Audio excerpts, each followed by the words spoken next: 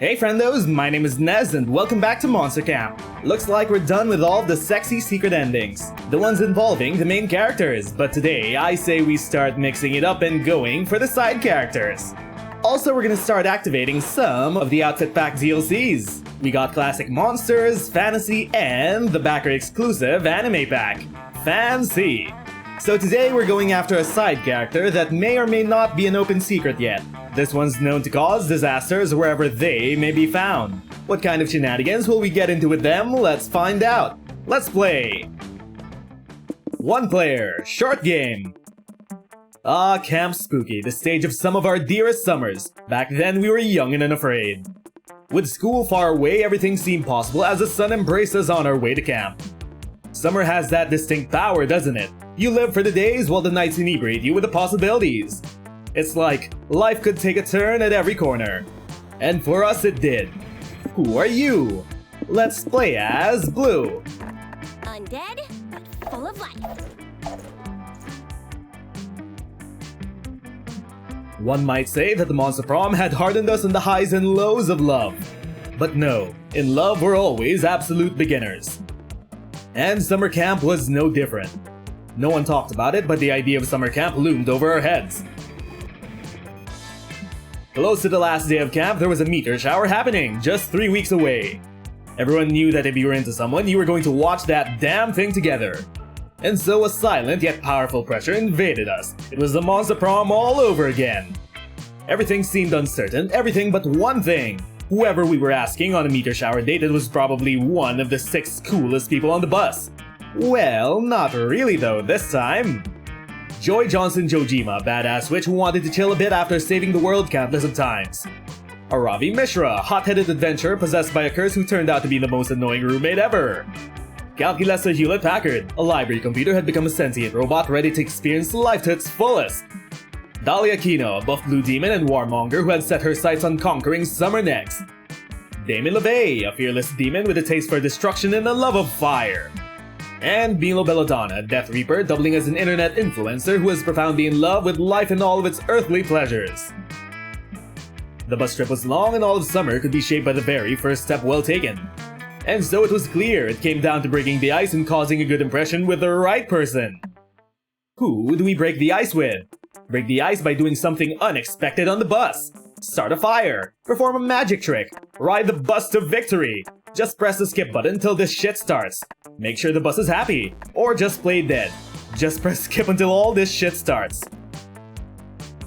We're gonna be having some events with Aravi before we go and try to romance who we want to romance. Wait, you're not gonna skip my dialogue, are you? I'm the protagonist! The protagonist of what, Aravi? The bus ride to the camp? Yeah, I'm the protagonist wherever I go, and all of you should pay attention to me! You better not be skipping my words right now, Nez, because I've got a lot to say. Okay, skip. Because we only had 3 weeks to woo our crushes and conquer their hearts. But as I already said, we were young and unafraid, and we were ready to start. Okay, friendos, we're back at camp, week 1 morning. Where do we go? I say we try to go visit the lake. You decide to go and relax in the lake for a bit. Camp Spooky gets pretty crazy, so it's nice to just float in the water and chill. You end up falling asleep, and wake up to realize you floated halfway across the lake straight into a crab rave. The crabs are just as confused as you are, but they invite you to rave with them, and their party is surprisingly popping. You gain 1 invite to the next crab rave and 2 fun. You already knew Aravi was loaded with bravery, determination, and chutzpah, but as she roots through her bag, it's clear she's loaded with some pretty sick items as well. Why are my battle axes plus 1 through 200 all out of order? I got bored while you were sleeping and arranged them by color. Aravi rolls her eyes and drops all the battle axes on the ground to be sorted later. Oh, here's that Alexandria's cursed emerald diadem I found in that one dungeon. And may I say, I'm very cool about not being the only curse in your life. Miss Mishra! How dare you litter on hallowed grounds of Camp Spooky! What? Oh, I'm not littering, Camp Director Miss Weaving. I was just looking through my bag for... You're telling me that all these items were in one small bag? Likely story. And what is this, bottle of booze? That's not booze, that's my therapist. Then you need a second therapist to help you deal with the fact that you keep your first therapist trapped in a bottle. If that were true, which is obviously not, and I can prove it. Let's see exactly what kind of spirits are in here. If it's Miss Geist toilet wine again, I swear! Hey, try to listen to your inner self. Oh shit, it's Nora. Camp Director Miss Weaving raises an interesting point about keeping me in a bottle, Aravi. Do you think you feel the need to keep people physically tied to you because of your brother Salo's disappearance? Oh yeah, I totally forgot about that plotline. So, you didn't sneak booze in, you snuck a pet into camp! That's even worse! I'm confiscating it immediately! I don't want to. She's not a pet, she's my therapist! And I'll prove it by showing how calm and level-headed therapy has made me! I've been working so hard at therapy and I'm getting so good at therapy! Huh? I appreciate the enthusiasm, Aravi, but therapy isn't something you get good at. No, I'm slaying therapy and I'm going to prove it by... Nez, how am I going to prove how good I am at therapy so Miss Weaving gives Nora back? Well... You've done dream interpretation in therapy, right? Demonstrate analyzing the shit out of the dream, or... This may not be spooky high, but you can still ace the test, the ultimate test, the Rorschach test. Well, this seems creative and this seems smart. Yeah. Oh hell yeah! Rorschachs are the tests of therapy, and tests are like the final bosses of school. What? You know that amazing feeling when you clear an area and you get to see your percent completion, and you know you destroyed all your enemies and then get to move on to the next thing? Aravi, why do you feel the need to measure everything in percentages and accomplishments? It is obvious because Aravi is a gamer, TM. The real dungeon. It may is be within beneficial to yourself. consider that some journeys in life have inherent value, just by going on them without focusing on an end goal. We are totally. Sure, tell it to the letter grade system and game unlocks. Rorschach time, baby! Well, you don't need to be told twice. You immediately hold up the first picture. This kind of looks like Nez on some kind of flume ride at an amusement park. You nod thoughtfully and hold up the next picture. Yes, This one gives me a lot of very spooky feelings. To me, it looks like a sheet with 2 holes cut in it being worn as a disguise by a Nez-shaped figure. Ah, yes, of course, sure.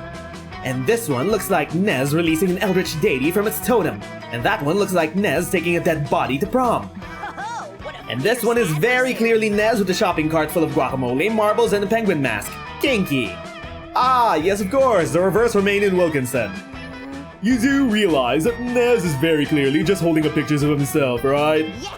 And am I describing them perfectly or what? Hey, listen. Well, you kinda are. Aravi, surely you must understand that this isn't a legitimate Rorschach test. Acing a Rorschach test consists of looking at pictures and accurately describing what you see, and I'm doing that. Therefore, I crushed it! Right? Everyone tell me how good I did at that test, and therefore therapy, and therefore life, right? You know what, Miss Mishra, I'm going to just go and restore possession of your bottled therapist onto you. You clearly have some things to work through. Play of the game. Yes, thank you, Nez. You look great in all those Rorschachs, by the way. Oh, that compliment alone gives you 2 charm and 1 boldness. Who needs therapy when you can prove your personality with points?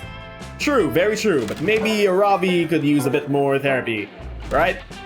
Totally right. Kit. Anyway, where do we go? I say we go to the Camp Dome.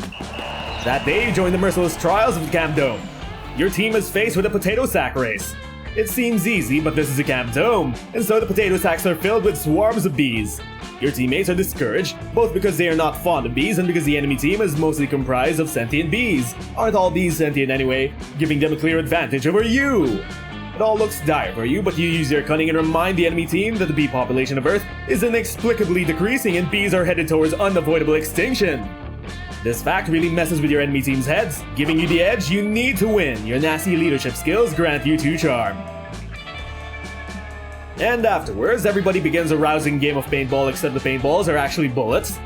You unfortunately were taken out of the game for being a conscientious objector. Even more unfortunately, the 2 players you'd most like to hump are currently arguing behind the bullet-riddled paintball bunker. Don't tell me how to live my life! If I want to hold my gun this way when I shoot it, that's my business and no one else's! But holding it sideways completely defeats the purpose of lining up the sights for your shot! It's suboptimal! But when I hold it sideways, I look like a gangster! That is also very true, the rule of cool. I can't. You're gonna look dead in a minute if you don't cover me right now! You wouldn't need to be covered if you didn't bring a fucking crossbow to a gunfight! Careful. Hate all you want, Damien, but there's no disadvantage of shooting a crossbow sideways. At least, no more of a disadvantage in having brought a crossbow to a gunfight in the first place. Rad! Thanks, X! You cursed objects always have the best suggestions. No one is listening to you as you conscientiously object to Damon swapping out a gun for Ravi's bonus crossbow. Well, at least there's no way this could possibly get worse. Hey, bros. No, but there is a way it could get better. Oh, hi, Scott. Go team. Don't give up, guys. 4, 3, 2, 1. Crossbows are better than guns. Cut the chanting, mongrel. You're giving away our possession. Why the fuck are you cheering anyway, Scott? You could use your guns in a gunfight. I decided to sit this game out, partly because I'm not anyone's primary love interest right now, and therefore have no reason to be in hilariously dangerous situations. Aha, yes, of course, that is true. I'm cheering. But also because I'd rather cheerlead. Guns aren't nice, but cheerleading is nice, so cheerleading your gun friends is nice. Okay, we can't argue with that logic. Well, hey, you know what would be even nicer? Not selling us out to the enemy team by shouting where we are. Oh, you want me to throw them off? Okay, bad guys, listen loud and clear. Damon and Ravi are not here. Nice. Nice work, bud. What would we do without you? Hex may live for the chaos, but you'd rather Damon and Ravi not get shot. There's no way you're gonna talk Scott out of cheerleading once he's into it, but maybe there is a way to actually make him useful. Well, make up a cheer that is actually an extremely cogent argument for gun control. Or Kevlar pom-poms. I say we go with Kevlar pom-poms. What the hell are you talking about? Where are we gonna get Kevlar pom-poms? This isn't possible. Nez, why do you have Kevlar pom-poms? Okay, look, there's no time to explain who did and who didn't happen to have a cheerleader kink and Kevlar underwear kink at the same time right now. We weren't talking about that at all. You don't have to voice out every kink you've ever had out loud, you know? But how else are we gonna show off that we're a quirky main character? Haha, poopy sinky. Didn't you hear Nez? He said we have no time to discuss this right now. Scott, get to cheering. I'm also here. Hooray, I'm helping. Go team. Go team. Don't get shot. Drop that Kevlar like it's hot. Give me a K, give me an E, give me a Vlar. Kevlar team is an all-star. Scott's cheers are mediocre at best, but the important thing is that the Kevlar is blocking the enemy team's bullets so that Damon and Ravi can get within range of them. Okay, line up my shot, go with the poison tips arrow, pull back the... Fuck that noise, eat Kevlar, dick toes! Damon successfully bashes in the enemy teammate's skull with the Kevlar pom-pom, which is surprisingly effective because they weigh like 30 pounds each. Oh, well, brute force works too. Fuck yeah, you and your friends break many eye sockets with your Kevlar pom-poms, and throwing them around also makes you guys super buff. You gain 2 boldness and 1 fun. We killed a lot of people today. That's something to be proud of. Okay, week 1 night. Who do we sit with around the campfire? Let's go with Moss. Hey Nez, welcome to the log or whatever. Sorry, I'm just a little irritated. Bloris the blabbering blob monster was sitting here earlier. He promised to give me some awesome gossip, but all he had was Coach's first name. Hey wait, what? We don't even know Coach's first name. As if that's information anyone's desperate to hear. I need some real gossip. Please tell me you've got some. Hey, if it's gossip Moth Man wants, it's gossip he'll get. Time to lie your ass off to get the best reaction possible. What do we do? Pie fight? Philosophy lecture? Airstrike? Music video? And then sweet and cabbage aroma, rock hard abs, booty, or nipple fungus. We'll go with booty. And type in someone you'd love to have dinner with. Oh, well, okay. Sure. Oh ho ho, now that's great gossip, Nez. My spirits have been lifted. Hope you don't mind if I go tell absolutely everyone what you said. And not long after that, Moss has completely spread your rumor around camp. Hey, so you know Nez, right? Listen to this, because you may not know him as well as you thought. According to what I heard, last year he was arrested for partaking in an illegal music video. The trial was long and tedious right up until Nez, who was defending himself, called his surprise witness, who was none other than Moth Man. I heard it was a trial to remember. But that's not even the strangest thing. In the end, the judge determined Nez was innocent, solely based on his booty. Hell yeah, he did! Better to keep that in mind the next time you talk to Nez. Thanks to your gossiping skills, Nez's reputation has changed forever and he gains 2 creativity. Aw yeah, our booty is so fine we got out of jail. What will it be then? Skills? Gamble. Gamble? Weekend arrives and so it's time to visit 1 the small magical Latino cat. Look who's here, welcome to my bar. Really, I don't know who in their right mind would take such a risk. I guess you have more thirst than common sense. Anyway, check this drink out. Oh shit, that's poison. What do you say, will you take the drink of the day? Or would you prefer the mystery box? Poison is literally the worst item in the game, no thank you. And we have a Cosmopolitan. The mystery box, so bold of you. Hope you're happy with it, no refunds. And here we go. So, the Cosmopolitan received its name because it disrupts the very core of the cosmos. Thanks to it, any stat effect is now doubled for you, for better or for worse. Ho! And this is the part where I leave you before you puke all over me. Ciao! Bye one! Thanks for the drinks. Okay, so Sweet. where do we go for week 2 morning? Let's go to the woods. While you're hiking through the woods, you find a little clearing with a beautiful blue pond. There's a very handsome man staring deeply into the pond. He's talking to his reflection like it's another person. A person he really wants to fuck. You swipe his wallet while he's not looking and find out his name is Narcissus. He is not an organ donor, what an asshole. And he's one punch away from getting a free smart water at 7-Eleven. Well, he's definitely not going to be using this anytime soon. You head to the gas station and gain 2 smarts from your smart water. So, you're taking a moment to relax on the ground, enjoying a good weather and the warmth of the sunshine on your face? Wait, where did the sun go? What just completely swallowed the sunlight? Oh, it was just Moth Man in his fuck-normous wingspan blotting out all of the immediate light as he flew by. Cool. Hello, Nez. You may remember me, your friend Moth Man from the campfire log where I trade gossip amongst our fellow campers as though my life depended on it. Yeah, I guess that really is the only place you ever see Moss. Running into him in the daylight is kinda weird, like seeing a teacher at the supermarket. Well, it's come to my attention that you've been spreading a rumor about me, Moth Man, the gossip moss himself. Is that true? Oh, you heard that gossip we had a while ago of you vouching for us at court. Yes? I see. Well, I have just one thing to say about you spreading lies and subterfuge about me. I love it! You see, my friend, I absolutely live for the drama of it all. Nothing pleases me more than a ripe, juicy, spine-tingling line of gossip. I have always wanted to be the subject of a rumor, but starting a rumor about yourself is the lamest thing a moth person could ever do. Yeah, we definitely don't start rumors about ourselves, no. So, you have made my dream come true, Nez, by doing it for me. I cannot thank you enough. Hey, the pleasure's all yours. It's great to be friends with a fellow gossip connoisseur. I came to you because I have a proposal. We should work on crafting the ultimate rumor! With my established rumor mill and your compulsive lying skills, wait, what? We could create the gossip to end all gossips. Not like literally though, if gossip totally disappeared, I would be devastated. Do you agree? Of course you agree, because I'm not giving you any choice. The first major question is, what sort of gossip should it be? Gossip takes many forms, anything ranging from the humble anecdote to an urban legend. The best place to start would be with what sort of tone you'd like our gossip to have, Nez. What genres should our gossip borrow from? Well, since the dawn of time, our civilization has excelled at 2 things, laughing and fucking. Let's do a funny sex rumor. Or horror all the way. Why? 'Cause cryptid's hot. No, we do have a point, funny sex rumor. Ah, yes, a classic. No gossip spreads faster than the age-old tale of someone who's boinking who and in what hilarious way.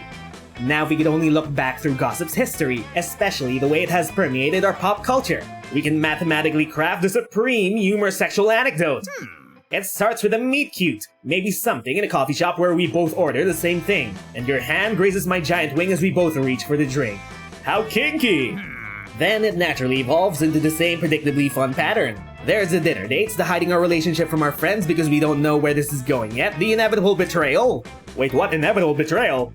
Oh yes, this will be the perfect opportunity to use my betrayal knife. I've been saving it for a gossip-related emergency for almost a decade. We'll also need to incorporate at least 3 squirrels and 1 kilo of Mexican black tar heroin. No humorous sexual rumor is truly complete without heroin squirrels. I am so excited to embark on this journey with you, Nez. We'll discuss this further once I acquire the necessary materials. You get the squirrels, I'll call my heroin guy, and we'll meet back here soon.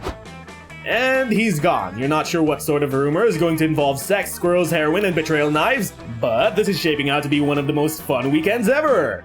You cash in some favors with some squirrels you know. They still owe you for the 4 smarts and 2 boldness you lent them. Ooh. The ultimate gossip, you say? And we'll be working together with Moss. Week 2 evening, where do we go? Moss said we should meet him at the same spot, so to the woods we go. That day in the woods, you find a mysterious portal to an unknown dimension. Whoa! You're not so stupid that you jump into it yourself this time, so you decide to tie a chipmunk to a string and throw it in there. You pull the chipmunk back, expecting it to be dead or at least warped by the interdimensional travel, but it turns out whatever is on the other side of the portal taught the chipmunk calculus and some very, cogent arguments about gender identity. You and the chipmunk have a long, insightful conversation, and he helps you with your summer school homework. You gain 2 smarts. You're whittling a little stick into a shank to fight off rabid wildfire and pushy cookie-selling monster scouts when someone approaches you from behind. Hey, boo! Hey boo, how's the summer camp life treating ya? Making cute friends, doing weird shit, horny as ever, huh? Yep, Polly's got you pegged. Like, in the metaphorical kind, not the fun one. What a class. Nice! Good old Nez antics. Anyway, I'm here to deliver a message. That Moth Man guy you're making a rumor with sent me down here to tell you he can't make it to our gossip brainstorming sesh today. Moss is like super sick. So sick I was the only one who could be around him in his tent earlier because, you know, I'm already dead. Whoa. He got exposed to some sort of super poison ivy. That's totally fatal if you even look at it. Holy shit. Yeah, holy shit. Every day's an adventure here at Camp Spooky. But he wanted me to give you this copy of his will since he's, you know, gonna die before you ever see him again. Wait, what? Polly hands you a piece of paper. It reads, My dear friend Nez, my last wish is that you look upon my beautiful insectoid face one last time. but wait, how the fuck could you if Moss isn't here? Unless... Surprise! Did I fool you, Nez? I brainstormed that gossip all afternoon. Oh, Moss, you're alive. We totally did not expect that. No, sorry, you are the king of gossips, yes. The Polly Guy's costume is a new concept I'm trying out. I disguise myself as our fellow campers in order to spread rumors about them more effectively. There's no need to rely on the grapevine to spread news if I am the grapevine. Wow, Moss is really blurring the line between gossiping and identity theft. But you do illegal shit constantly to try and get laid, so you're in no place to judge. But that's not the only reason I pulled this elaborate scheme. It was also to give you an example of another very important aspect of gossip we are brainstorming together, the twist. No gossip is truly complete without a twist. It's the climax of the story that subverts all your expectations and makes the anecdote worth repeating. We will work out the details of our twist later. For now, let's decide. Should our gossip twist in a happy direction to lighten one's mood, or should it go to a dark place? Both types of twists have their own merit, it's so difficult to choose. I'm leaving this up to you, Nez, my trusted confidant. Which should it be? Well, it's not your place to choose. You're just humble gossipers feeding monster kind, and people feed on the misery of others. Or life is shitty enough as it is. At least by gossiping, you can create something a bit more positive. No, not really. Gossip is all about the juicy, controversial deets. Ah, yes, perhaps you're right, but I'm not sure if I like it yet. I'd like to test your theory before we go around spreading doom and gloom. A good twist should be able to make any menial situation suddenly interesting. Like for example, fellow camper Chewy the Chupacabra sitting over there eating that banana. But the twist you explain will be when Chewy realizes that isn't a banana at all, but a big handful of spiders. Oh my god, you're right! I did not see that coming! Neither did Chewy if those screams are anything to go by. They're the only screams one can produce after having accidentally eaten a handful of spiders. Well, what twist would come from a story about, say, Damien Levane making a flower crown at Monster Scout HQ, like he does every day when he thinks no one is watching? Well, Damien's crown could spontaneously burst into flames. That's scientifically possible, maybe. That's not very spicy. It's hardly a rumor that when Damien is around, things seem to, you know, catch on fire. But then, once the flowers are all burnt away, Damien realized that the flowers were full of non-flammable spiders! The spiders were fireproof? I've been twisted again! Fine, but what about this? Scott Howell eating breakfast this morning.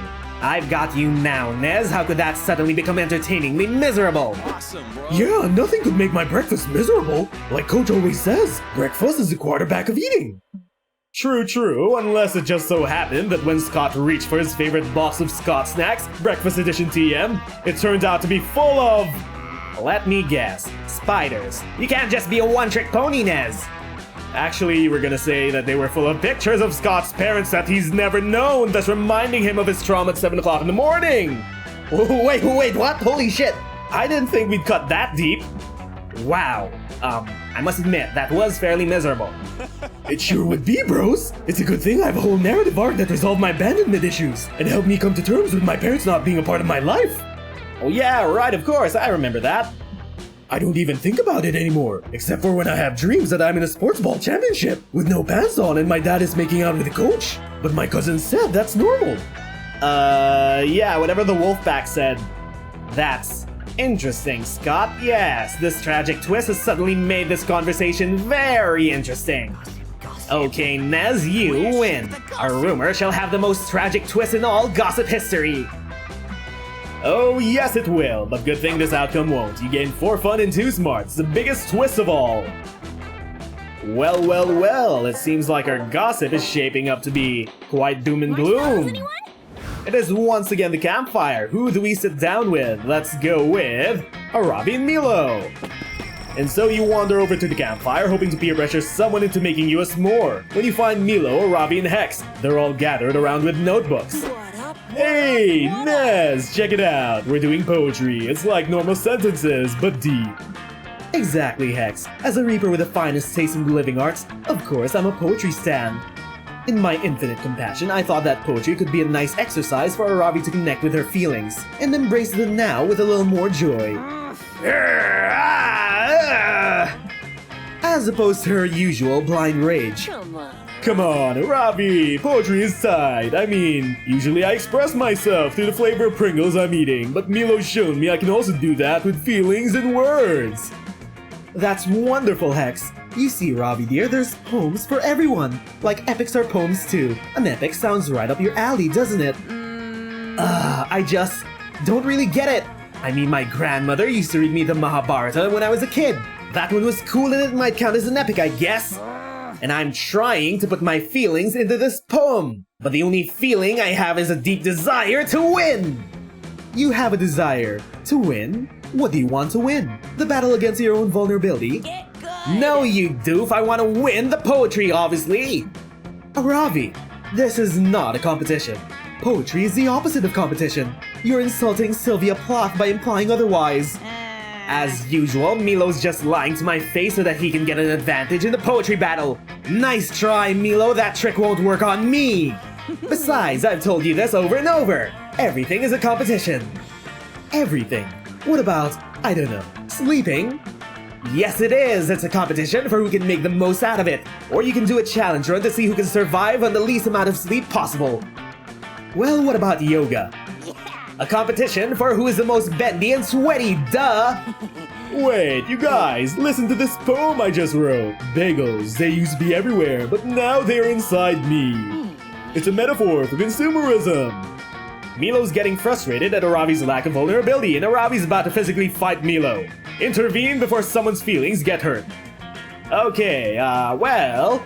Ever heard of slam poetry? It's poetry that you can turn into a blunt weapon to beat your opponents with. Whoever can club an enemy to death with their poem is the winner. Or Arabi, you haven't even been writing poems, they're just walkthrough guides. If anyone here is a winner, it isn't you. Whoa, did you just say blunt weapons? I specialize in blunt weaponry! No, Nez. Slam poetry is a form of poetry reading that rewards the most ham-fisted performance possible. It's too late, Arabi's no longer listening. She's rolled up her poems like a newspaper and she's using them to beat the shit out of a pair of nearby goblins. Those goblins were clearly just taking a union-approved smoke break from their normal gig of being dungeon monsters, but Arabi doesn't listen when they insist they're off duty. And even though the goblins are screaming in pain, they do seem to like Arabi's poetry. If we're gonna die, at least we were beaten to death by such beautiful words! You guys, Sick! Check out this loot I got from those dead goblins! 2 whole packs of cigarettes! Nice! Ravi, do you even smoke? Fuck no, but I can craft. I guess a cigarette helmet, is that a thing? Well, I'm scandalized by this violence, but do you feel a bit better now, Ravi? Yeah, it felt kinda good to let it all out like that. Maybe poetry's a good outlet for anger and other bad feelings and stuff. I finally understand poetry. It truly is a beautiful art. I'm so happy we're finally on the same stanza. Ah yes, a beautiful art like Taekwondo or Jiu-Jitsu or cutting someone's head off with a longsword. I want it You know what, poetry. Milo? I think I'll definitely be writing more poetry in the future, especially if I run to any more low-level creatures. Aw, that's adorable. I'm so happy I could help. And also, I was right about the beginning and I knew it. Nez, you know that teaching Aravi to beat people with poems just to gain her affection is super irresponsible, right? Sick. And being irresponsible is what I'm all about. Fist bump! Heck yeah, everybody's happy, except those goblins who are near death, but you didn't come here to fuck a goblin. Unless there's some sort of super secret ending for that, in which case you're game. Wait, what? What? I'ma pretend that we didn't hear that, so we just go and take a gamble. Because we're not really interested in romancing Mr. Pappas. So, you were waiting all week for this moment, visiting one and getting a good drink. Well, look at what the cat dragged in. I have some drinks for you, it's up to you which one to drink. Let's see what's behind door number 1. We have... Ooh! What do you say? Will you take the drink of the day? Or would you prefer the mystery box? I say we go with the sangria. Yeah, no totally, I was testing your common sense. And you passed! Your prize is a drink you chose. Okay, what does this do again?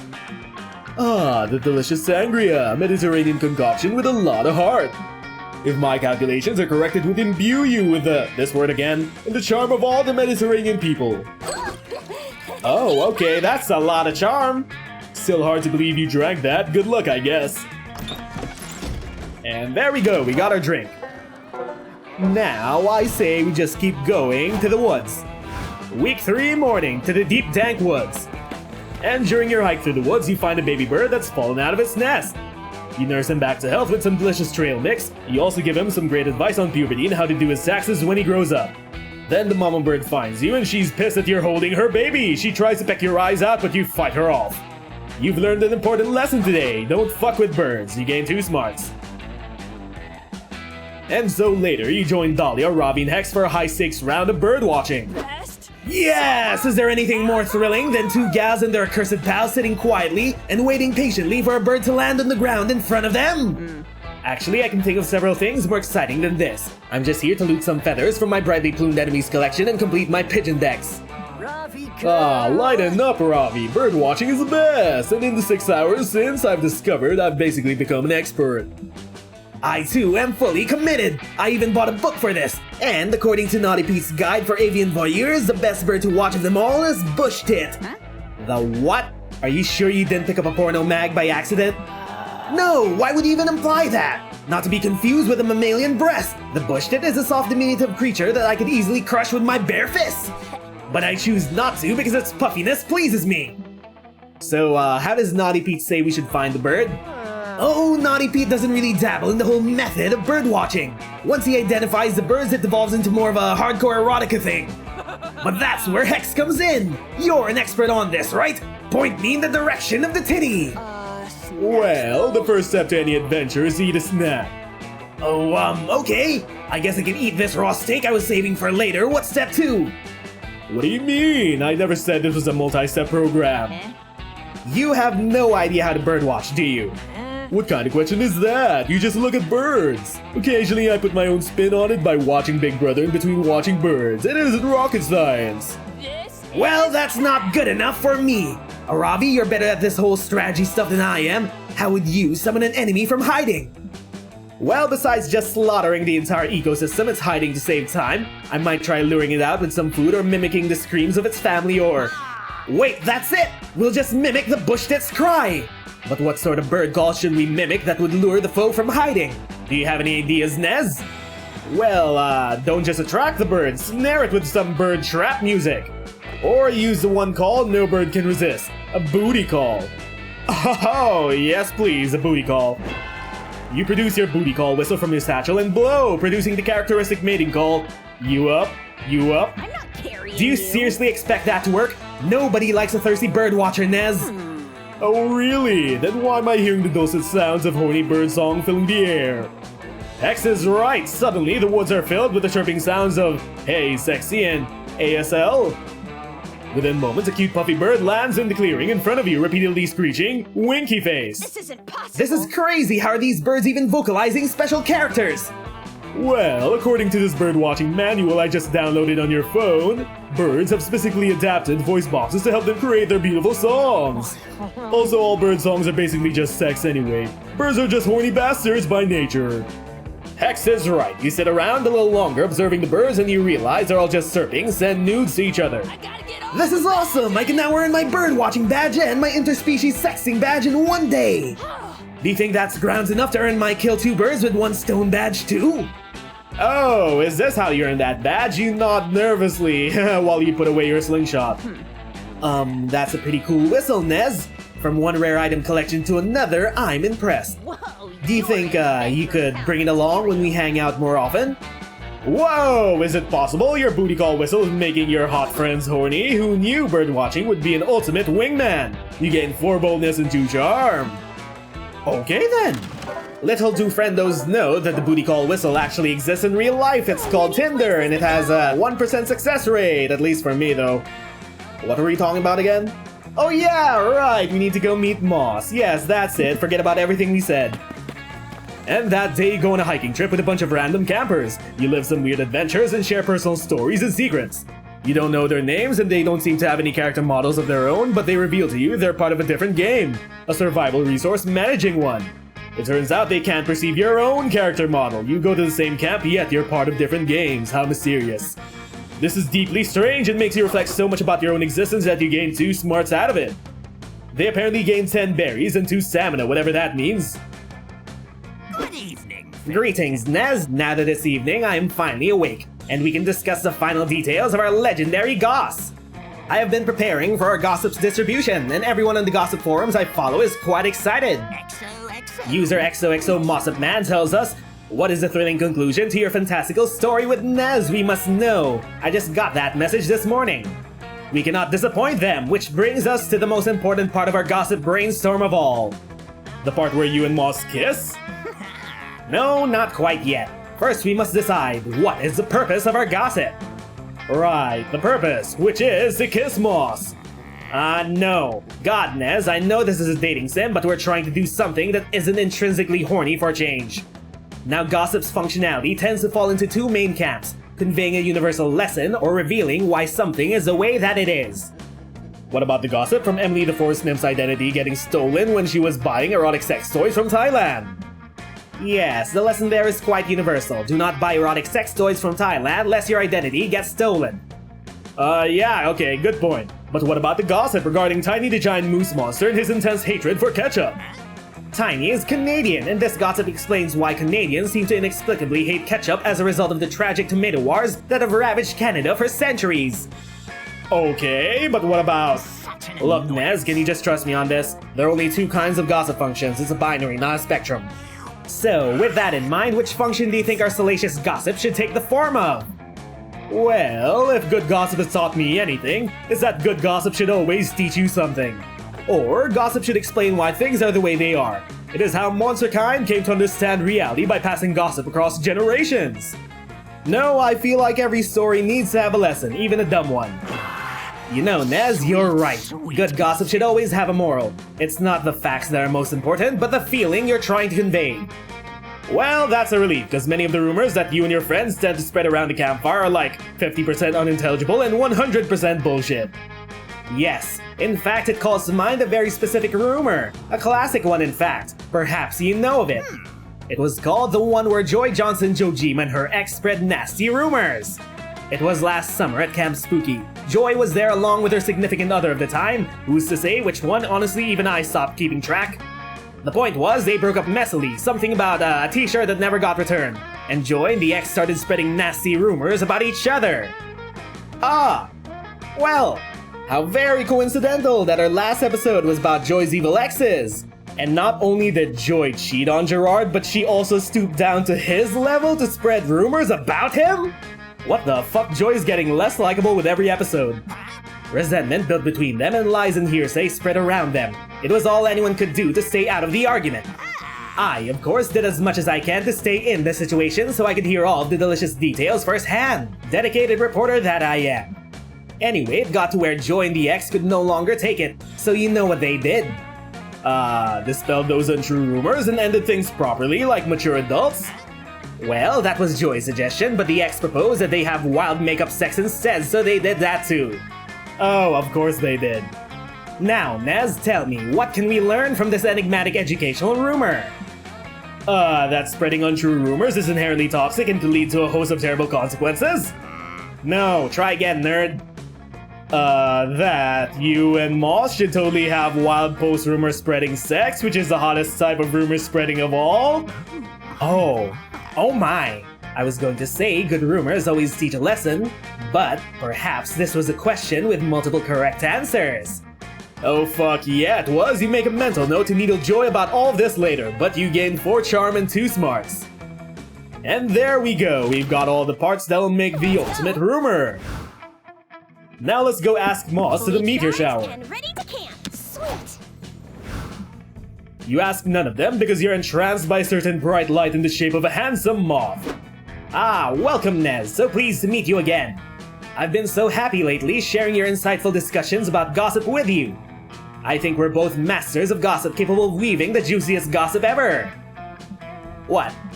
You, me, the meteor shower? This is strange. I'd never imagined myself as someone destined to be in the limelight. I've always been more of the type to keep to the sidelines, gossiping about my more popular peers, you know. But I think, I could grow to like this.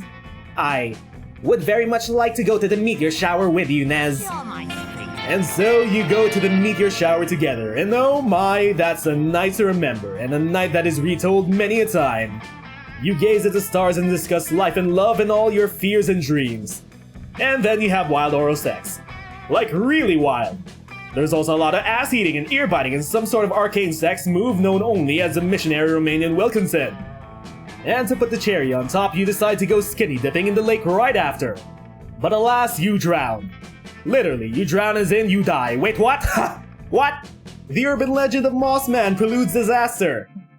Or so is said around Camp Spooky for generations to come. Older campers scare younger campers with a sail and end the story with a very important lesson. You should never go swimming right after eating. The dangers are very real. Yes, of course. Yeah, proper swimming safety. That was the lesson after all of this shenanigery. Right, yes. And before we knew it, those weeks were gone. It felt like a hot minute, and it felt like an entire lifetime. That night, as we saw summer coming to an end, we wondered what would come next for us. It felt like the end of something big. Little did we know, life still had many wonders and misadventures in store for us. Now I'm older and I can see it, how those years became the foundation of the mythology of our lives. Broken hearts turned tragedies, sung for centuries, wild nights became epics, treasured forever. Every kiss and every laugh is now a constellation we'll always find while gazing into the starry night, no matter how many years go by. Even today, I can still close my eyes and I'm there. On that last summer night. Feeling like I was just starting to live life. With all my friends around that campfire. So young and unafraid. And so ready to start.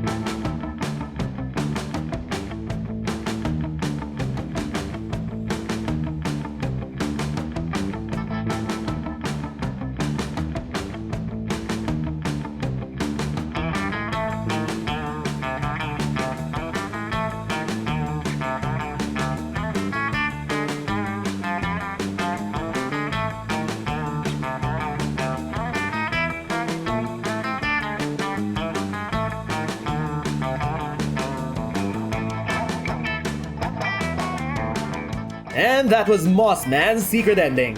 The way to unlock that kinda reminded me of how to unlock Narrator back in Monster Prom.